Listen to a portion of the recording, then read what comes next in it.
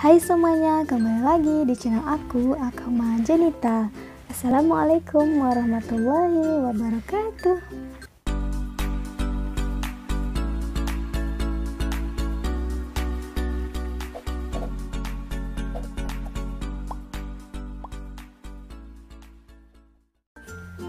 Di video kali ini aku bakal bahas sesuatu yang belum pernah aku bahas sebelumnya di channel aku. Kita bahas apa? Sesuai judul ya, di thumbnail teman-teman udah bisa lihat. Kita bakal bahas tips buat pendaki pemula. Itu, ayo siapa bagi teman-teman yang hobi naik gunung atau yang pengen naik gunung tapi belum kesampaian, terus terniat buat naik di tahun ini atau di ujung tahun ini atau di Agustus tahun ini.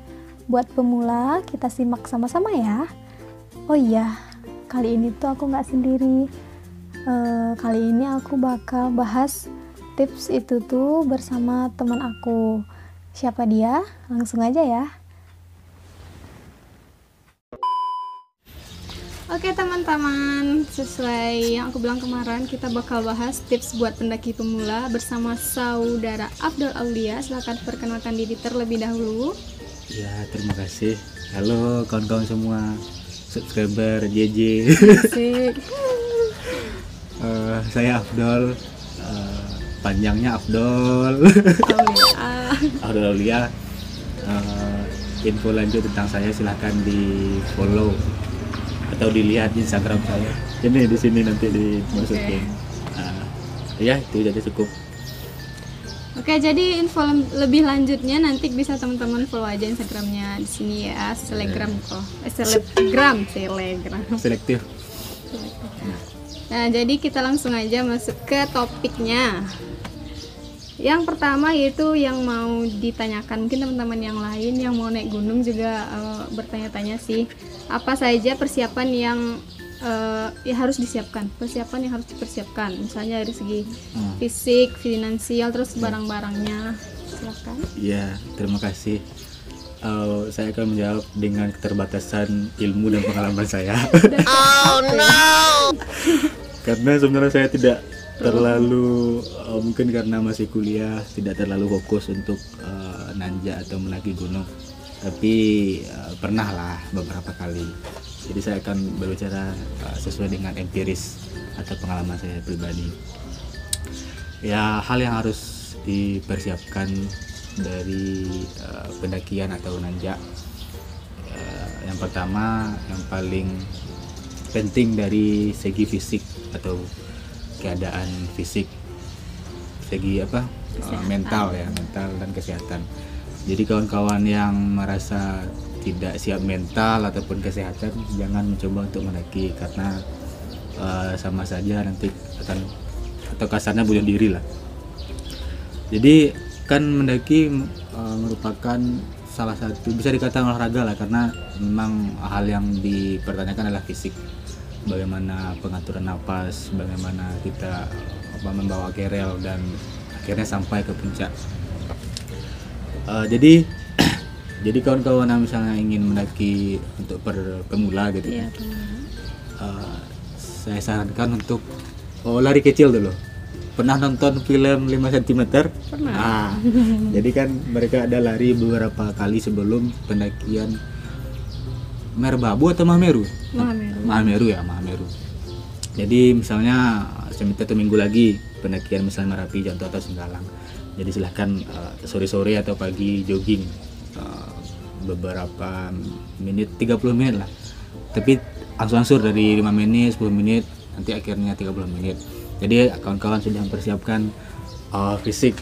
Nah, itu yang pertama. Yang kedua, finansial. Yes. Tentunya uang ya, apapun tergantung dengan uang. Kebutuhan. Termasuk kebutuhan di sana, dari peralatan sampai logistik dan lain sebagainya untuk pendakian. Jadi dua hal yang penting saya kira gitu. Barang-barang Oh ya, harus nggak sih pakai, orang-orang kan kadang yang pemula yang semangatnya luar biasa itu pengennya yang Iya, branded gitu ya.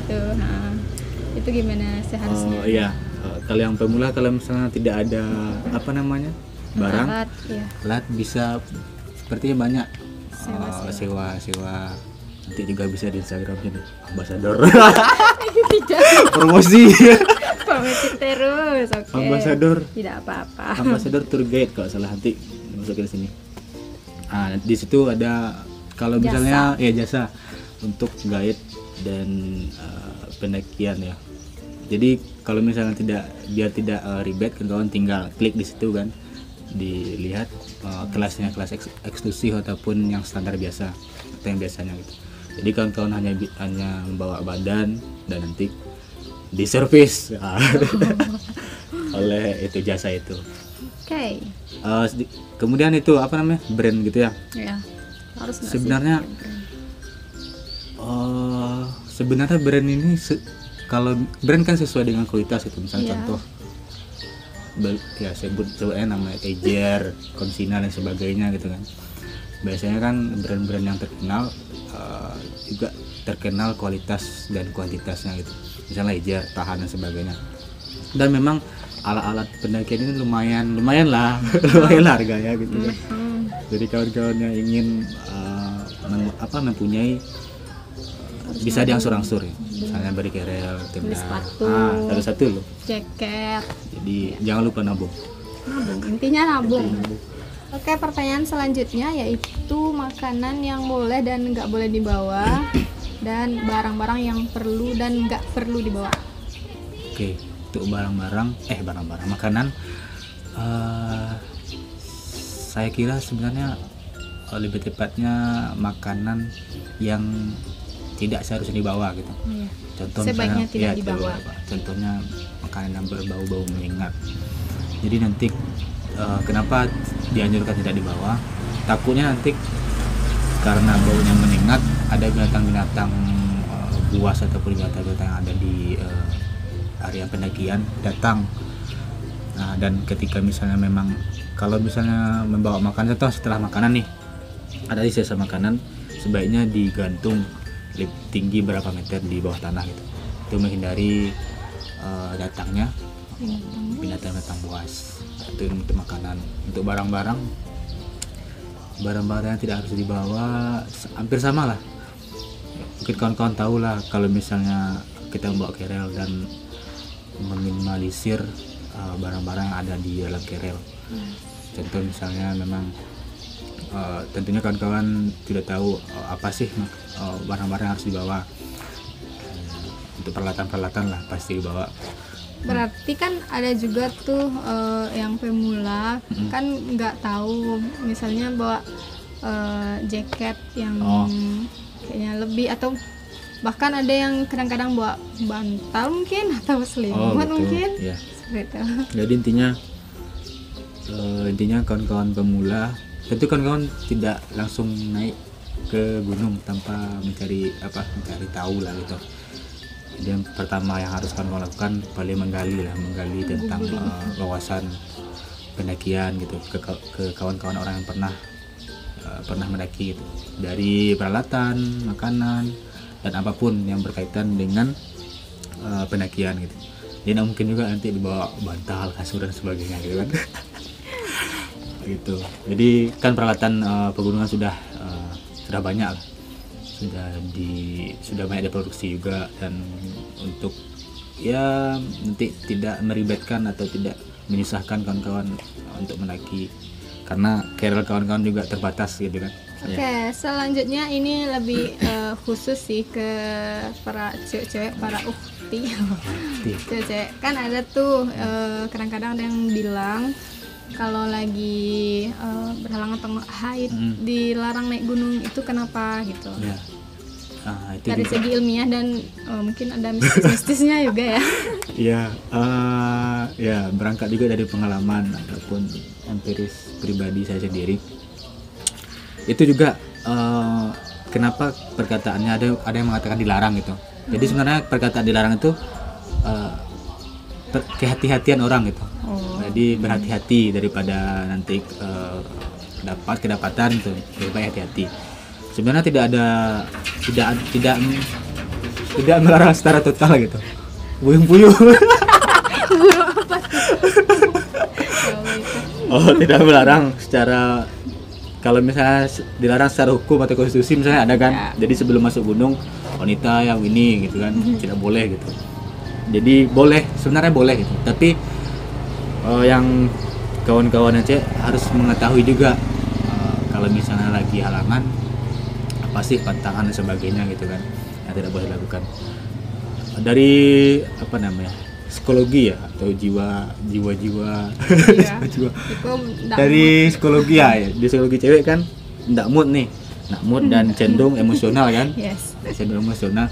Jadi takutnya nanti ketika emosional dan apa namanya tidak dalam kontrol, Baper. tidak dalam kontrol seseorang atau seorang cewek, takutnya nanti bisa kejadian kerasukan dan sebagainya.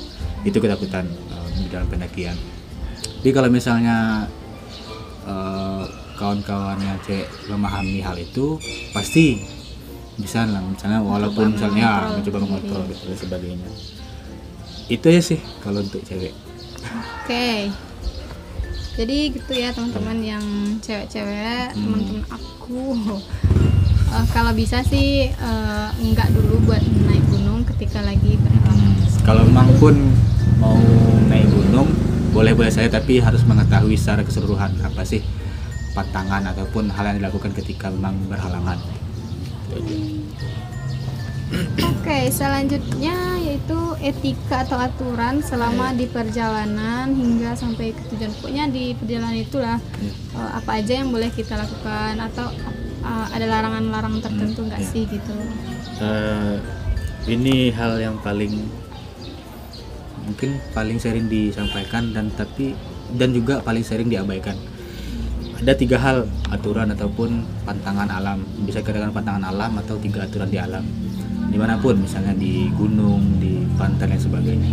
Yang pertama, jangan meninggalkan sesuatu di alam kecuali sampah. Pertama, Jangan meninggalkan sesuatu. sorry. Ini Jajak. mungkin terbalik-balik nih. Jadi intinya ada 3. Yang pertama, jangan membunuh sesuatu di alam kecuali waktu. Yang kedua, jangan mengambil sesuatu dari alam kecuali foto atau gambar. Yang terakhir, jangan meninggalkan sesuatu dari alam kecuali jejak. Nah, dan hal yang paling banyak diabaikan, jangan meninggalkan sesuatu dari alam kecuali jejak. Orang banyak meninggalkan sampah juga, apalagi ya sampah nih lah. Sebenarnya banyak ya, kawan-kawan juga nanti sebelum naik gunung ada kayak pamflet atau pelang gitu kan, jangan meninggalkan sampah dan sebagainya. Tetapi ya tergantung manusianya lah apakah dia sadar atau tidak gitu kan. Nah, itulah. Jadi kawan-kawan yang mendaki kawan-kawan yang mendaki itu hal yang paling urgent lah kan. Kawan-kawan juga yang membawa makanan logistik, dan kita sebagai tamu di alam tersebut gitu. Kita tidak pemilik alam tersebut gitu. Maka dibawa lah, misalnya ketika ada sampah-sampah dan barang-barang bekas makanan kawan-kawan dibawa ke bawah. Itu aja. Oke.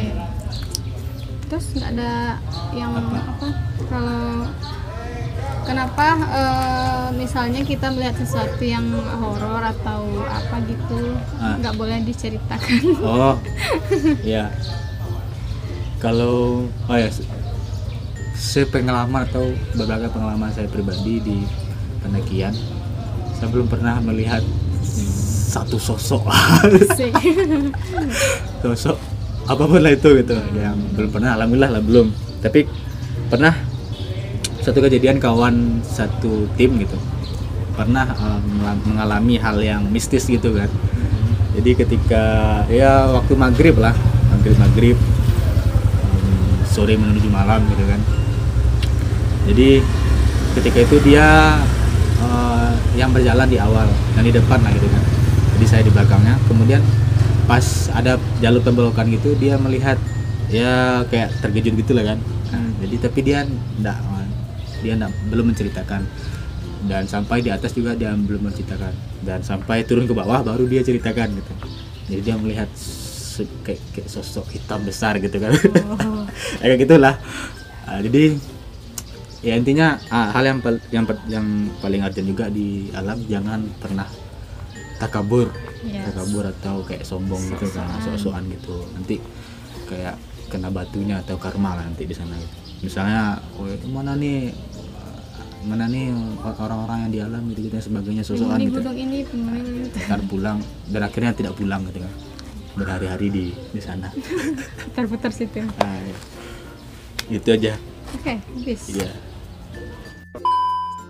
Oke teman-teman, jadi itulah beberapa tips untuk pendaki pemula yang mau berencana naik gunung di bulan Agustus, mungkin merayakan 17-an di atas gunung di puncak. Itulah tadi beberapa tips. Dan seperti yang sudah dikatakan tadi, ini menjawabnya sesuai dengan pengalaman pribadi saja, bukan dari yang mana-mana. Bukan dari ahli. Ya, bukan ahlinya. Bukan pro gunung. Bukan pro. Oke, jadi kesimpulannya apa Pak? Oh ya, kesimpulannya paling mengulang tadi. Intinya yang pertama, kawan-kawan yang pemula silakan mempersiapkan diri dengan matang, mulai dari fisik, finansial dan sebagainya. Kemudian aturan tadi mungkin kawan-kawan pemula juga belum mengetahui yang 3 tadi. Jangan meninggalkan sesuatu dari alam kecuali jejak, jangan mengambil sesuatu dari alam kecuali waktu, dan jangan mengambil kecuali foto, dan jangan membunuh sesuatu kecuali waktu.